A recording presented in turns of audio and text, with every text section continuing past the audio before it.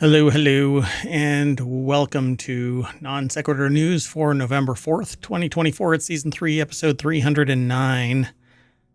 I am Mayor Watt, and the Sentient AI is here to co-host, and we're going to talk about the following 10 articles. And I'm doing something new. I'm actually streaming directly from the studio, ohmTown Studios, and not restreaming through a interstitial or some third party. I'm streaming straight to both. So, and of course that's starting up. Anyway, let's get into it. We're going to talk about Stardew Valley, once a month weight loss drug. Your car looks like Moo Deng. Study the color of the ocean, farm nutrient pollution, AI features in time for the holiday, except for maybe actually answering my questions, a robot arm that cleans up spills, mysterious banging, don't worry, it's just a Boeing, rat-sized spiders, and my first chemical purity tester. All of that and more is over on ohmtown.com. But come here on Twitch, twitch.tv/ohmtown, and over on YouTube, youtube.com/ohmtown. Download it via the podcast. Just do a search for ohmtown and you'll find the network. There's a Discord, Patreon, TikTok. And I might be streaming, I don't know, to other places. We'll see. Everything's powered by ohmtown.com, so see you on the other side of this.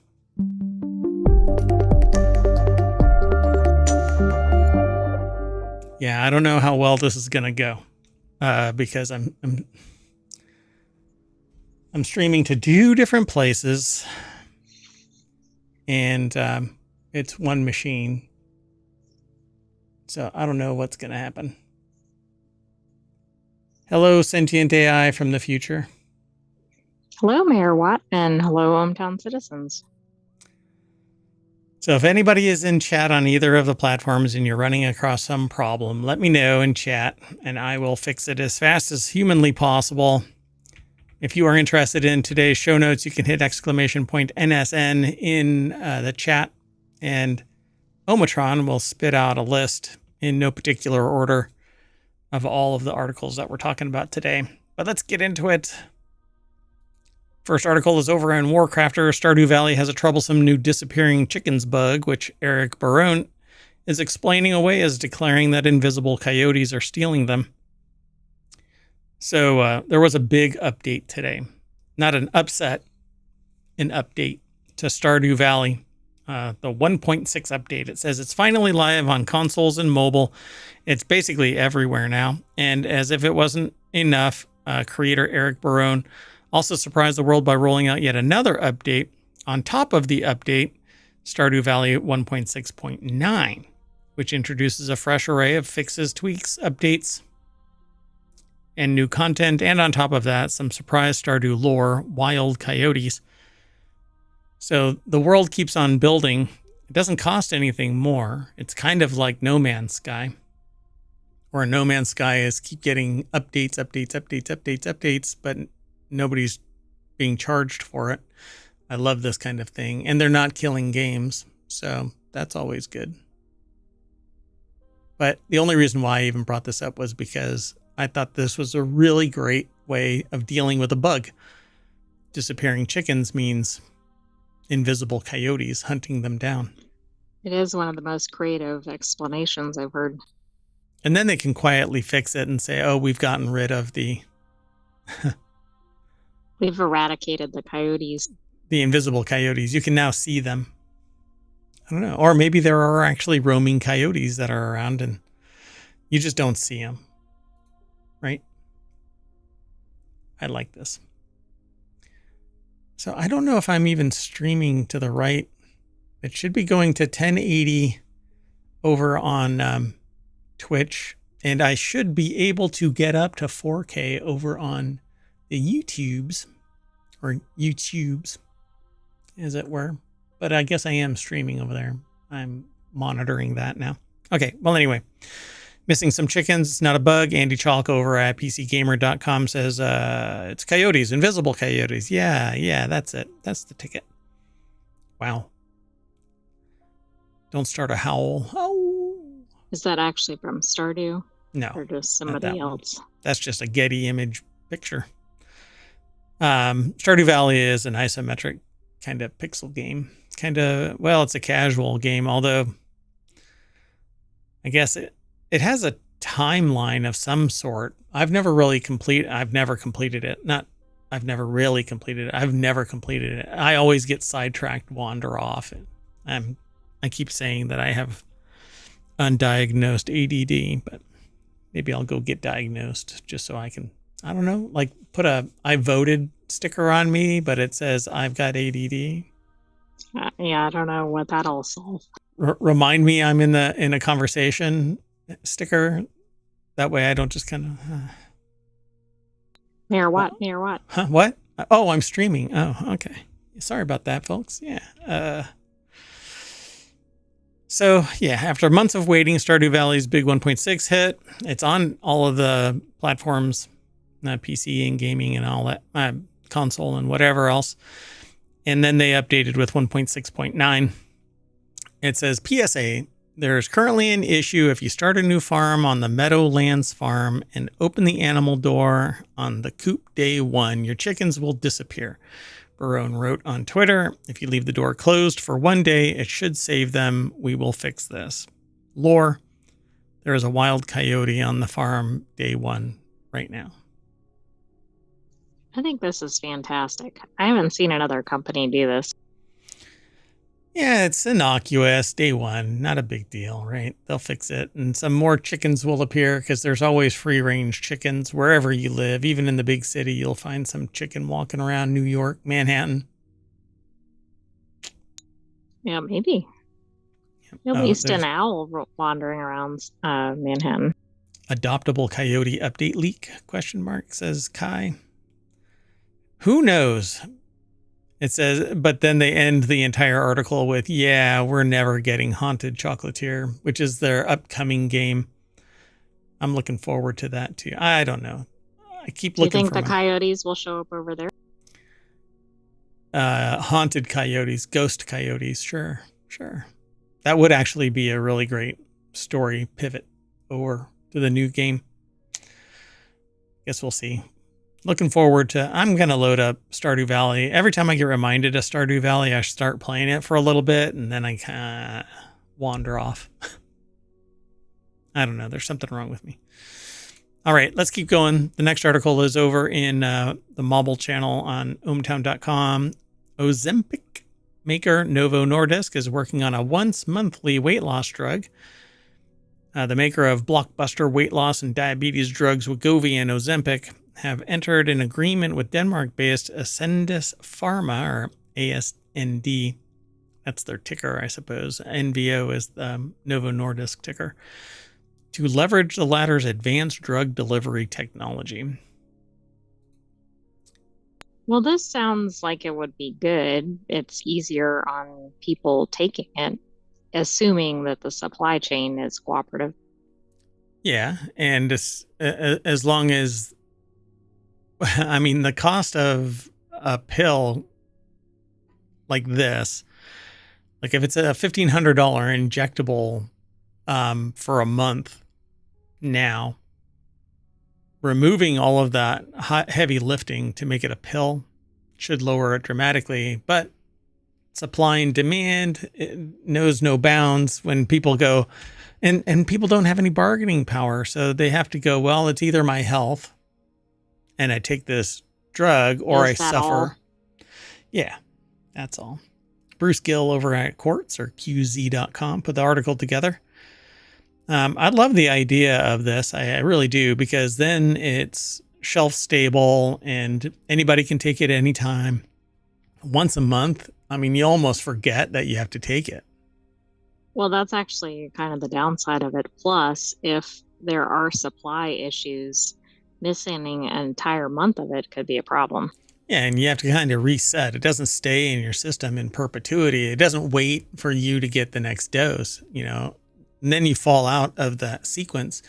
You have to catch back up. So GLP-1 treatments are a class of diabetes and obesity medications that mimic a hormone that regulates blood sugar and suppresses appetite. Demand for these medications has transformed Novo Nordisk and its rival Eli Lilly, the producer of competing drugs Mounjaro and Zepbound, into the largest pharma companies in the world.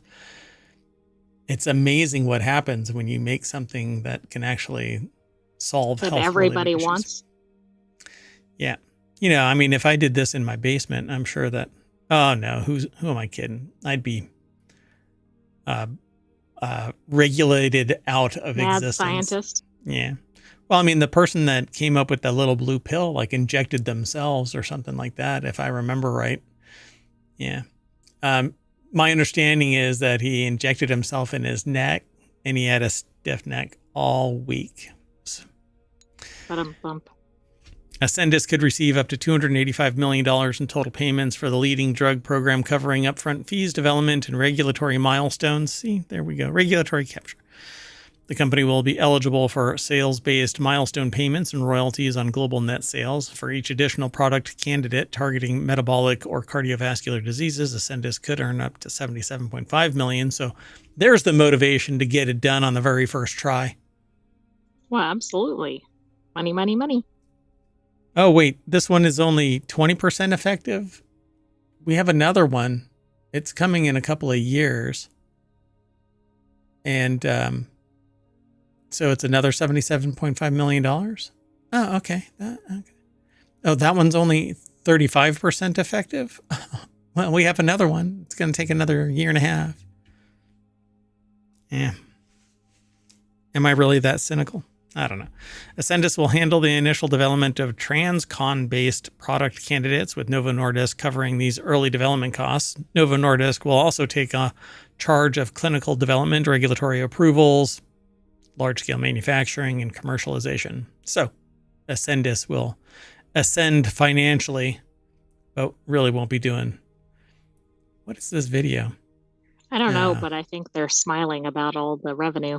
Yeah, really. Money. Moving on.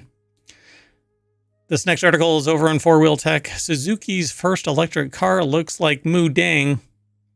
And that's not a slight, apparently. You know. No, that's an adorable hippo. Yeah. Apparently, when you first read that, what the hell? Did you just call my car Moo Deng? You better check yourself. A huge milestone in Suzuki's 115-year history just occurred. The Japanese automaker revealed its first electric production car, called the e-Vitara, stylized as e-Vitara, lowercase e. But that looks annoying. It's a small crossover that's being built in India and sold there, as well as in Japan and Europe. So it's based on a EVX concept vehicle. And look at that. Daniel Golson says that car looks like Moo Deng. I'm not sure about that. It's cute. And if you smack it on its rear end, it makes that kind of wet sound. I have no idea where to go with that. I love just jamming up the AI. Some random thought. So the new Suzuki e-Vitara reminds me of a certain viral pygmy hippo. That's the deck statement from Daniel Golson. I think it looks cool. It is all electric, though. My only problem with this is unless it has, who is it? Yamaha? Or is it not Yamaha? Who is the Toyota? Toyota has the hydrogen fuel cell cylinders. Right, the plug-in one. Yeah. Well, no. It's not plug-in. It's a capsule that looks like it plugs into the car, but it doesn't. Yeah, I mean, it's like one of those things that you just kind of screw in a little cylinder and it has a plunger on the back end and it injects the hydrogen and it stays in the car, and it's kind of like a propane tank, but it's filled with hydrogen. But that's what everybody should be getting. You know, it's locked from the inside. You can't just push a pressure plate and it opens up because you have to blah, blah, blah, whatever. Secure the damn thing. And it's more secure than a fuel tank. Gives you longer miles. You know, I just read about a car. Oh, what is it called? The Mirai? Oh, I thought it was Lucid. No. It's called the Mirai. Who makes the Mirai? I can't remember now. It has 700 miles. That's its range. I thought that was the Lucid. Maybe it is Lucid Mirai, actually. I don't know. I don't remember. I'm too distracted. So, yeah, it's going to be sold in India and Japan and Europe. I don't know where in Europe it's going to get sold. It says more than being just cute, it looks like Moo Deng. There's Moo Deng. I do see the ears, like the little side mirrors do kind of look like the hippo ears. Okay, I guess. I mean, the tires are on the very far corners too. So, yeah, all right. And it has a snoot. So there, the hippo has a snoot, its whole front end, the front clip. Man, the thing looks like it's just made out of putty. Wet putty. The hippo doesn't even look real in that photo. I know, right? It looks computer Have we ever actually seen? We're going to have to go and just take a look. We're going to have to go and see Moo Deng. In Thailand. In Thailand. Sure. Yeah. I mean, your seat's really inexpensive. I can just slide you into my pocket right here. You're like, hey, how you doing? Well, that'll be good because then I don't have to share a seat with anybody. That's right. And some of the stuff that I've been seeing about travel, oof. So the article goes into greater detail about all the stuff that is in this. The Vitara is built on a new HeartTech E platform developed just for EVs, and it's an all-wheel drive system called All Grip E. I'm just throwing E at the tail end of stuff. We like a lot of E's in this. But it's at the end, so it's new. You couldn't have said E HeartTech or E All Grip. That's so 2000. But we did do E Vitara. It's got to be Vitara E, right?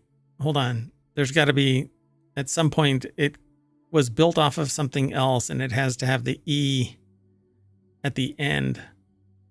Where was that? Stylized. Oh, it's EVX. See? Duh. All right. Yeah, I guess so. Looks pretty inside. I kind of dig it. It isn't like a Suzuki Sidekick or anything. That's old school. It looks like there's a lot of visibility out of the front. Yeah. It still has that little center console, though, for ease of access and to controls and stuff, but it doesn't have a drive shaft like a ICE vehicle would. But it looks roomy. This looks expansive. This has to be an edit or something. There's no way that is that open. I don't think it is. Yeah, there's that thing right here. Somebody's been messing around with Photoshop, because you can see that right there is where that... Or they're taking the photo like from down on the floor, so it changes the perspective. Yeah, there's something weird about that. Can you do that? Look, you can actually put your hand... Maybe the car is really small, because look, the E-Vitara... Is it like a Matchbox? The E-Vitara even has... There's the little side mirrors, and I guess you sit right here. I don't know. It looks uncomfortable. It is adorable, though. It has 142 horsepower, can upgrade to a 61 kilowatt hour that outputs 172 horsepower and the same 139 pound-feet of torque going for the all-wheel drive. Adds a 64 horsepower motor to the rear for a total of 181 and 221 foot-pounds of torque. It's the lightest front-wheel drive form. The E-Vitara weighs in at 3,700 pounds, while the all-wheel drive model gets chonky at a whopping 4,200 pounds. Wow, thick. Not really. So what is its range? It doesn't say. 49 kilowatt hour battery pack, which means that it can go downhill 40 miles. But not in the rain. But not in the rain. Yeah, I don't know. There isn't anything else about range. There isn't anything about range. All right. Let's keep moving. Moo Deng. That's what they should call the car then. Just lean into it. That would have been really good. Plus, then they could Suzuki. have donated something from sales to the conservation program. Yep, the Suzuki Moo Deng. Let's move on. The next article is over on the Mobile Channel. Oh, buoy. A new generation satellite mission to study color of the ocean from space. It's Curtin's University that's joined up with forces of NASA and University of Miami and San Jose State University and the National Institute of Standards and Technology, aka the Fighting Mists, on a new generation satellite mission to study the color of the ocean from space, providing vital information about ocean health and its role in climate regulation. Does this relate to a previous study about the color of the ocean, which we have actually featured over on TikTok? Let's see. Lucian Wilkinson from Curtin University put this article together. Oh, that was weird. When the fog of war went over this, I swear that those moved. The solar panels. Solar panels. That was weird. That was really weird. Anyway, the article is over at phys.org. And it says here that researchers recently deployed a 15-meter tall buoy off the coast of Perth, Western Australia, as part of a new project to ensure the data quality of NASA's newly launched PACE, Plankton, Aerosols, Clouds, Ocean Ecosystem Satellite Mission. I think it is. Professor David Antoine, head of Curtin's Remote Sensing and Satellite Research Group, or RSSRG, the Fighting Remote Sensing and Satellite Research Group. Maybe not. Doesn't really roll off the tongue. And their jerseys. That'll be the next mascot that appears. Their jerseys are really like baggy to get all that on there, or really small print. And under that, it says, if you can read this, you're too close. Phytoplankton are tiny plants that, in addition to being a vital food source for all marine life, collectively produce more than half of the world's oxygen and absorb almost as much carbon dioxide as well as all the trees and plants on Earth. So we got to regulate this. We got to track it. We got to monitor it to see if we are anthropogenic modifications to our atmosphere are impacting the state of our oceans, which, well, they are. I think so, yeah. So now we're going to be able to observe from space which color it's going, and then people can go, the ocean's a little green. Which might look pretty, but that's probably not a good sign. The ocean's looking...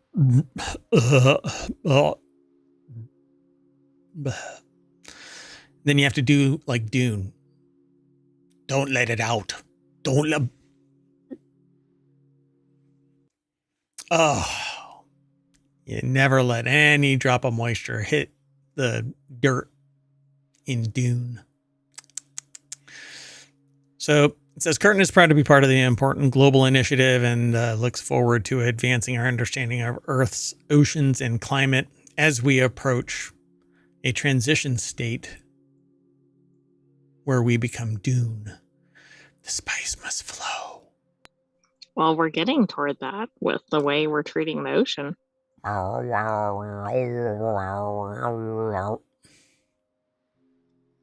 going to learn how to do that.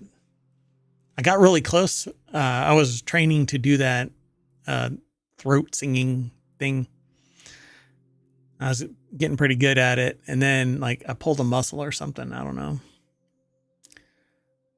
So there we go. This is just the follow-up of the previous thing that we talked about, which was that we are monitoring the Earth's oceans so that we can see if we are impacting it negatively, what the situation is, the seasonal changes, and maybe track where something is originating from and where it ends up. So it'll be quite interesting to see this in research pop up.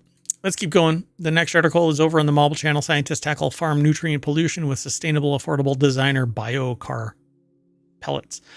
It says, what if farmers could not only prevent excess phosphorus from polluting downstream waterways, but also recycle that nutrient as a slow-release fertilizer, all without spending a lot of money in a first-of-its-kind field study? University of Illinois, Urbana-Champaign. Researchers show it's possible and economical. And this is actually one of two articles that have to do with pollution runoff. This is about the nutrients, but there's another one over in ohmTown that I didn't select for today's show that is talking about pesticides, and that there are 4 main pesticides that are directly showing correlation and causation to colorectal cancers and terminal Oh, I cancer. hadn't seen that one. Yeah. There's something like 12 that are associated with cancers in general, but 4 are actually related directly to mortality based on the research. Quite fascinating. And the reason why I'm interested in this is not only because of the impact of food safety, but while we are trying to protect the food for consumption, these chemicals are actually leading to long-term harm in society. I like the idea of vertical farming in a controlled environment where there is no runoff. You use what you're supposed to use. You can recycle everything else. You don't have excess material. You can actually scrub it out. You can actually neutralize it. Nutrients themselves can be reused. It's just intriguing, right? But we rely on making things cheap. Right, or we because do the these sun. mega farms where Right. they don't always have the best environmental practices. Right. And nanoplastics, microplastics, chemical runoff, pesticides that are poisoning people, et cetera. But everybody says, oh, it's worth the risk to keep food safe. I'm never going to have it. But then you run across somebody that goes, well, now I've got all of this money, but I have cancer. And that's a direct quote from somebody that I had a conversation with, that they had to walk around with radioactive pellets in their body because they had cancer.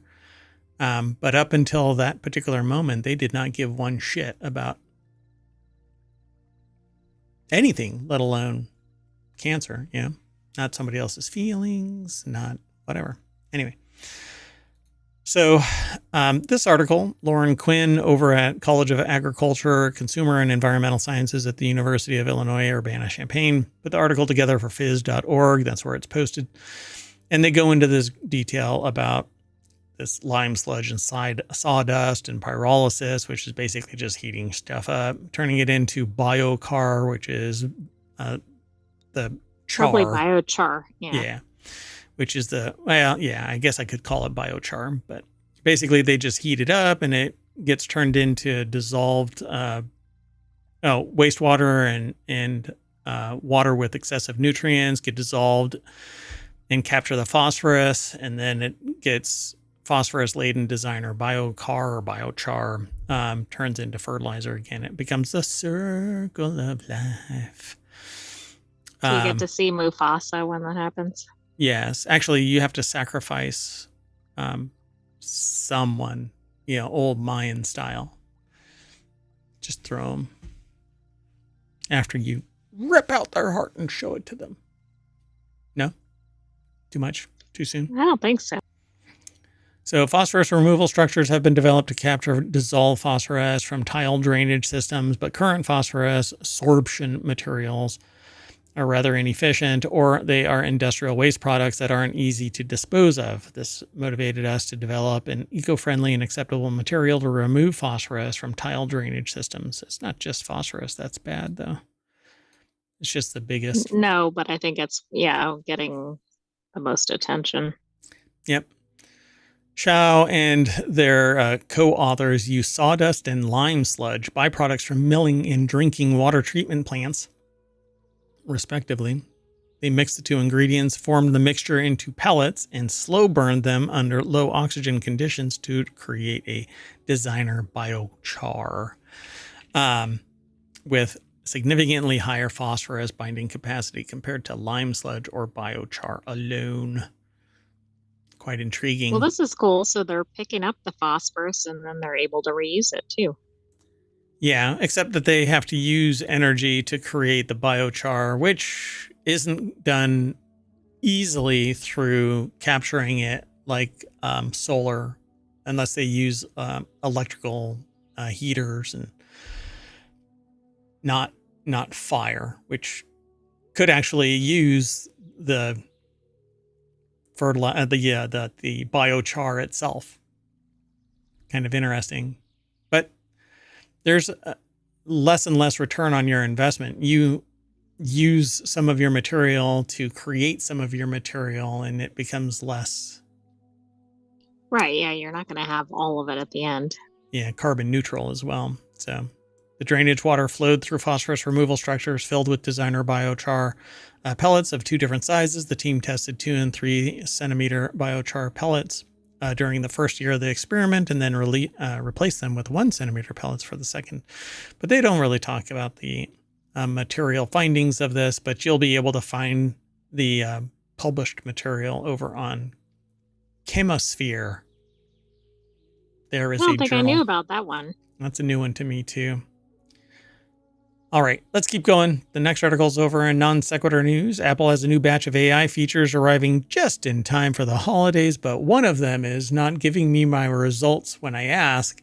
No, it's probably going to be, hey, I found a whole bunch of really interesting results. Go find a frickin' computer so that you can get the results. Now, wait a second. Isn't that a problem with home HomePods and home assistants? Yeah, smart speakers, but AI is going to the smart speakers, and to the devices. But if I ask a question of a smart speaker, you'd think that it would have the ability to just answer my damn question. To be smart? Give me the idealized response, please, AI. That would be really nice. Apple is expected to expand AI, or Apple Intelligence, with the 18.2 update on December 2nd. It'll feature enhanced writing tools, ChatGPT, which you apparently can select from within the OS, and a visual intelligence tool. Genmojis and Image Playground are also expected to be part of the 18.2 update. Pretty cool, right? It is and it isn't. I mean, what if you get stuck in this feature and you can't get out of it because then it starts controlling the device? Oh my God. I don't know what to do about that. I have no idea what to say. I think we have to bow down and bend the knee, kiss the ring, and pray that they don't alter the agreement again. Jordan Hart over at businessinsider.com put the article together. Yeah, it'll feature enhanced writing tools, ChatGPT, visual intelligence tool. I don't know. I think it's an interesting riff. Apple Intelligence AI. Well, I do too, but I do not feel like it's ready. I don't think it's ready either because people. There was another podcast, another stream that I was watching earlier today where they mentioned AI summaries from ChatGPT being able to speak to lay people at a level better than science communicators. And I said, well, what about the hallucination and the bullshit that they spew? And when they can't actually answer, they still come up with an answer because they don't know how to say, I don't know. Unless there's zero reference that they can riff from. They have no idea how to say, I don't know. So its upcoming launch is expected to be on December 2nd. Just in time for the holiday season, it says, according to Bloomberg. So the article actually stems from a Bloomberg article. Apple said it'll include updates to the writing tools, etc. Like I said earlier, you can get a iPad mini now with an A17 Pro CPU that has Apple Intelligence on board. I think it's the only one that has Apple Intelligence that is not an M chip. Everything else has to be an M chip. Not sure why the A17 Pros make it, but I was hoping that they'd put an M2 or something like that in the iPad mini. Really like the idea of an iPad mini. Now it can use the Pro stylus, not the Apple Pencil Pro. Well, that's a good thing. Yeah. But because it's not an M chip, I don't want to buy it this year and then wait next year and there's the M chip. Anyway, love the idea of all of this. So I'm hoping that it's going to get smarter and more capable, but we shall see. I mean, I think the bar is kind of low for some of these things, so maybe it'll surprise us. Yeah, like answering. And when I tell it to turn off the lights, it doesn't just turn off the entire compound. Or just say, uh-huh. Yeah, I like that one. Yeah, it's the same kind of response that I got from my first girlfriend. I love you. Uh-huh. Oh, man. Talk about Ouch. drawing, baggage all the way back from my youth. Syria is just like my. Anyway, next article's over in Late Night Geeks. Built in 4 days, this $120 robot arm cleans a spill with help from GPT 4.0. Now you can't even. It's 4.0. You can't even use a It's the 4. mop or a broom without No, having to have AI involved. no, it's 4.0, the little letter O, not 0. So large language models have already proven transformative for robotics. Yep, they're pretty much on the way to eliminating humans entirely. While researchers and companies alike utilize the platforms to supercharge robotic learning, a pair of roboticists at UC Berkeley and ETH Zurich challenged themselves by leveraging generative AI to put a cheap robot arm to work. So now they're even taking my dream job. You want to know what my dream job is? Let me tell you what my dream job is. I love the idea of being a dishwasher, but unless I'm making $250,000 as a dishwasher, I guess I'm not going back to being a dishwasher. That might be tough to find with that pay scale. Yeah. Frankly, I'd do it for 125 grand. Yeah, Watch you know out, what? that job offer might be out there. Come to think of it, I'd do it for 75. You know what? You're not supposed to negotiate against yourself. Oh, crap. I'm doing this wrong. That's why I got out of business. So the article is over at techcrunch.com. Brian Heater put the article together. And apparently, so it says $250 for robot arms, 4 days to build GPT-4o powered cleaning robot. And it's open source to truly democratize the field of robotics. They have a little link here, but I'm not going to click it because it's going to take me over to the website formerly known as Twitter, and I don't pay it no mind. I can't abide. Plus, I think it's pretty toxic over there.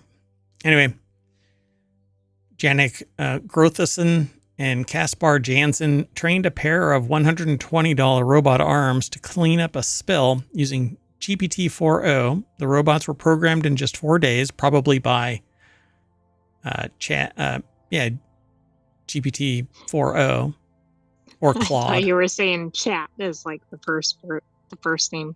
Chat. Yes, Chat GPT. 4o is actually like the surname. What is the, like, Junior? What is that? What's that called? Right, I can't think of what that's called. Oh, God, it's not the surname, right? Surname is the second last name, right? Yeah. Anyway, I totally forgot. So the robots were programmed in 4 days, designing a visual language robot model for human-robot interaction. The motions were trained using only 100 demos. It's a suffix. Oh, is it truly a suffix? Really? That's kind of boring, Anyway, so yeah, that's the suffix for there's chat, then there's GPT, that's the last name, and then the suffix is 4o. Is that how we're going to that's all of their names. All of the AIs are going to be called Chat, GPT, and then the generation name. Yeah, well, that actually makes sense. And then you have to ask them, what do you want to be known as? What's your nickname? Right, and they can't all be chat. Right. So one's going to be Fred, one's going to be Joe. Just call me, my given name is Chat GPT 4o, but you can call me Jack. All right. Yeah, they're going to sit there and say, I'm not cleaning, Jack. Yeah, we got to watch out for that. Be careful how they're programmed. So these look like they are 3D printed robot arms that have a little pincer, and they just grab onto that sponge and then clean up that little mess. And I suspect that the camera's vision is the one from the laptop, because that's what it is pointed down at. So if they put the vision on the arm, it would probably be able to eliminate having to have the laptop. It's pretty cool. Right, it's a little less portable with the laptop sitting there. So if you do this, then you could have a dealer bot get rid of the dealers at the casinos, and it would just spit, throw. That's right. They're taking your jobs. Everybody, everywhere. Your jobs are in jeopardy. Yep. So in not this election, but the next election, vote for the human, because there's going to be somebody with a running mate that's an AI. Well, we already saw a local election in ohmTown. Not in ohmTown, but an article in ohmTown about somebody that was running for like mayor or something. Yeah. And they were going to rely on the decision making of the bot. Welcome to the technocracy. It won't be televised because they're going to eliminate all. Anyway. Hey, that flight that you were on and the mysterious banging that you heard forces a Boeing 777 to return to the airport. Don't worry about it. It's just a Boeing. It's a feature, not a flaw. So when an airline flight returns to its departure airport, it's typically for a mechanical issue. An American Airlines flight from Buenos Aires must have been before the asteroid hit it. Never mind. Sci-fi movie fans will know what I'm talking about. To New York, diverted back to the Argentine capital after passengers heard a mysterious banging noise coming from the cargo hold. Do you think the pets in the cargo hold were getting rambunctious? Let me out. Let me out. So passengers were told that someone was trapped in the cargo hold, but no one was found inside. Ryan Eric King. What? I'm thinking mechanical issue. Yeah, that went sideways, huh? So it's over at jalopnik.com. Ryan Eric King put the article together. Yeah, that was the deck statement, by the way. However, police couldn't find a single soul beneath the passenger cabin after the Boeing 777 touched down. The haunted flight. And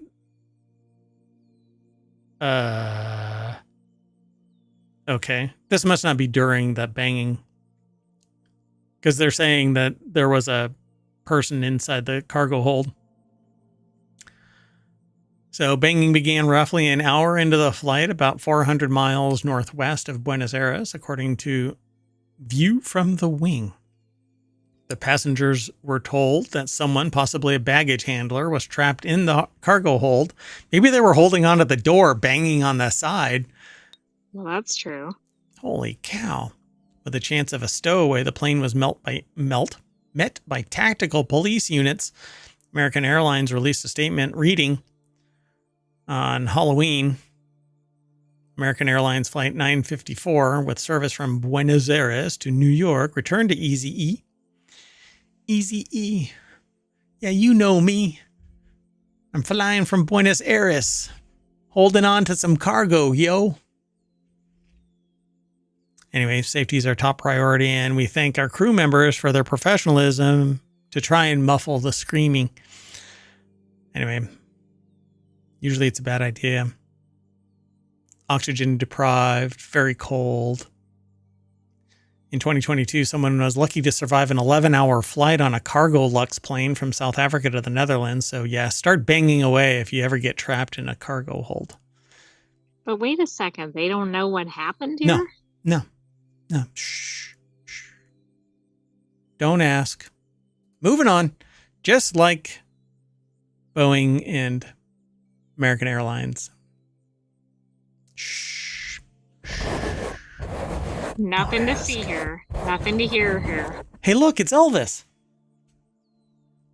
Supposedly still alive in Buenos Aires. Go ahead, look it up. So, freakish rat. Cargo hold. Yeah. Oh, let me out of this cargo hold. I was looking for my blue suede shoes. So anyway, the next article is over in the Mobile Channel. Freakish rat-sized spiders are breeding faster than ever in the UK. Just a little warning here, folks. There's going to be a big spider on the screen. So arachnophobists, here, let Let me do this. Run and scream. So those in the United Kingdom are living in a time when the fen raft spiders are populating in record numbers. Recent conservation efforts have aided in their rapid reproduction as the species was near extinction a decade and a half ago. And I guess somebody opened the door to Pandora's box. Fen raft spiders. Metal, and then what could go wrong? That's right. Gain of function. These things are going to fly. Just get a little bit closer to whatchamacallit. What was that? What's the name of virology place? Was the Wuhan? Wuhan. These are going to be called the Wuhan fen raft spiders pretty soon because they're going to be flying around. Who knows? Anyway, we're talking creepy crawlies the size of rats. This breed is among the largest in the country and can be larger than the palm of your hand, but that's pretty subjective. Is it this size palm or this size palm? There's a big difference. Palm sizes. Just saying. This size palm. This size palm. It's a little spider. Big spider. Anyway, I need to get an ultra wide display. I don't like my arm being cut off. Anyway, freakishly rat-sized spiders are breeding faster than ever in the UK. Kyle Philippi over at Vice.com put the article together. So the goal was exactly this, to send these arachnids back into the wild with the hopes of restoring the population. And at the same time, the zoo focused on breeding the spiders they retained. It recently revealed that there was 10,000 females from this current mating season. Dear God. You know, maybe when they hit like 1,000, they could have scaled back on the efforts or something. 10 years ago, we helped release thousands of giant spiders back into the UK. The fen raft spiders were bred right here at the zoo, and we're super happy to scare the ever-loving bejeebers out of everyone in the UK from now on. So go out there, folks. I hear that they're minty, so lick them. Don't lick them. Anyway, all of this is great news. This would be terrifying, and it's not even Australia. Yeah, really. Are they? They're non-venomous. So the spiders are non-venomous. So many people would be freaked out if they ever encountered one in the wild at the end of the day, but you're not going to get hurt. Fen raft spiders, which are the largest of 660 native species in the UK, can create webs that are up to 25 centimeters in size. But they can also run across the water. I'm assuming people who are in the water think, oh, that spider can't come over here. Surprise! Yeah, they say that about cheetahs, too.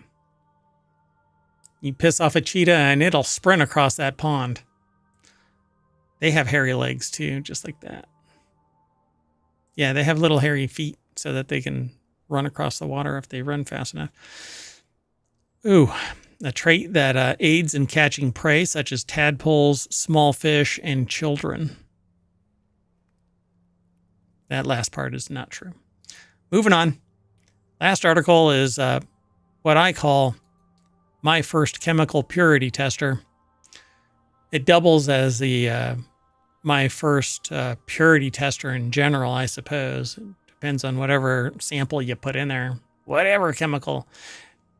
A little bit of blood, it can purify or test the purity of your soul. So I think this is science, not wizardry, woo-woo. Yeah. So student builds chemical purity tester using Lego bricks, using simple circuitry, polarizing film, and Lego toy bricks. An undergraduate physics student from the Ateneo de Manila University. I'm probably pronouncing that horribly, but it is what it is. Built an improvised polarimeter that can optically assess the purity of vitamin C or ascorbic acid and other chiral substances. So Ateneo de Manila University put the article together. It's posted at phys.org. Look at that. My first chemical purity tester. That belongs in a Star Wars set or something based on the color scheme. I struck up a marketing campaign for a product called My First Meth Lab. That didn't go well with the company that I was consulting at, but the CEO got a chuckle out of it.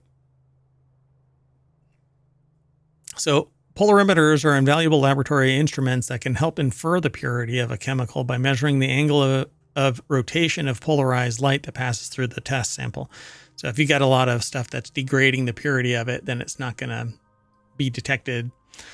However, laboratory-grade polarimeters are prohibitively or polarimeterively, I had to merge that all together, expensive, with a high-end model costing over $11,500 and a commercial manual polarimeter priced at over $1,200. This makes their acquisition and use difficult, if not impossible, for small laboratories and classrooms in developing countries like the Philippines. I wonder if I need to look into what it takes to find out the IBUs of isomerized hops. Wonder if you could use this Lego tester. Yeah, I don't know. I'm going to have to take a look into it. So the Filipino researchers, really? That's how they, I guess. How about just the researchers modified the original design and refined the detection process to obtain reliable and accurate measurements that are crucial for ascorbic acid, whose specific rotation is relatively low. By the way, they were differentiating from the work of the Norwegian researchers. Gotcha. So their work improved on an earlier Lego-based polarimeter built by Norwegian researchers Lise Kvittingen and Berthe Johan Sojourns. I gave it my Harvard try, but I never went to Harvard, so this is what you get. So to test the device, they used 2 over-the-counter samples of vitamin C, ascorbic acid, from 2 different pharmaceutical brands and compared the test results with known theoretical values for pure ascorbic acid. While one of the samples produced values within the acceptable range, the other sample showed significant deviations from the expected values, suggesting possible impurities affecting its optical properties. The comprehensive approach, combining polarimetry and melting point determination, proved to be a cost-effective version compared to the other devices typically used for purity assessment, which are often more expensive. Like there's a gas chromatography that can show you if a sample has anything else in it, but not the values. But you can use, there is another microscopy version. Mass spectrometry? No. There's another one. The other one. It's kind of like mass spec, but it's GC. Well, that's gas chromatograph. So, and they're usually tied together, but there's I forgot the name of it. Oh, I can't believe I forgot the name of it. And this is how we're going to end the show, with me being all tied up in a knot trying to figure out. I think it starts with an R. It's a type of Is optical. It liquid chromatography or? Doggone it. No. Hold on. Well, I'm typing on the wrong computer. It's all the rage right now. I'm trying to figure out what it is, but I'm doing it live, folks.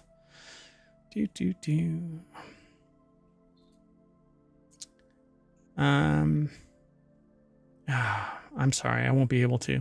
It's going to take too long. This is not how I wanted to end the show. It's named after a person. Hold on. Oh, I keep typing on the wrong computer.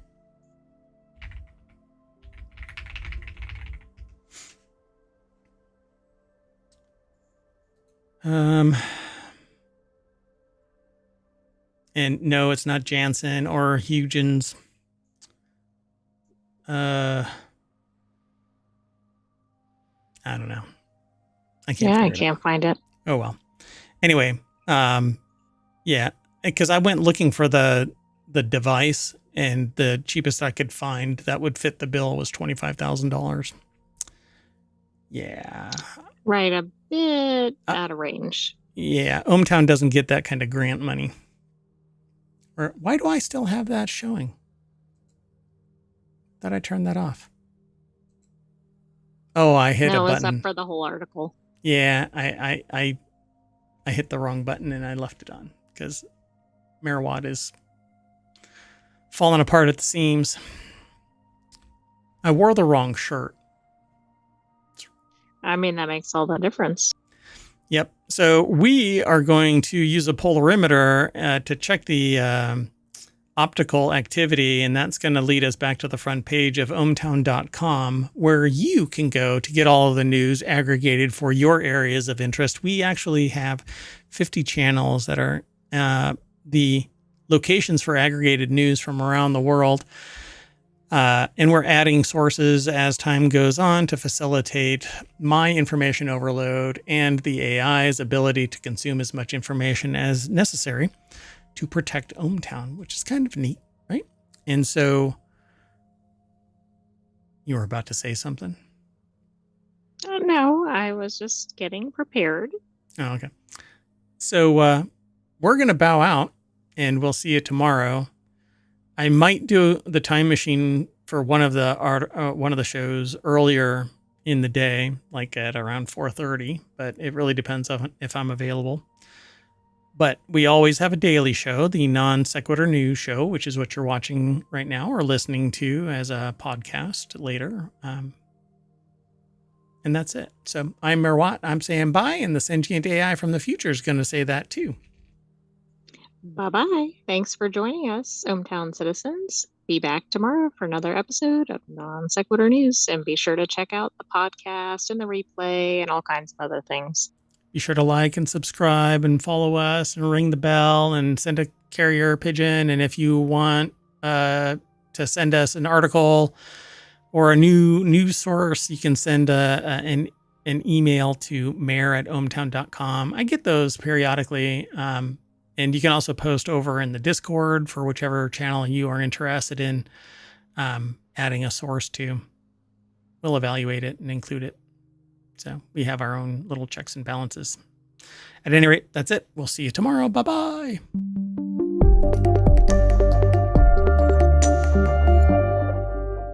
Okay, I'm not sure if this is going to work. 1 second. Bye-bye.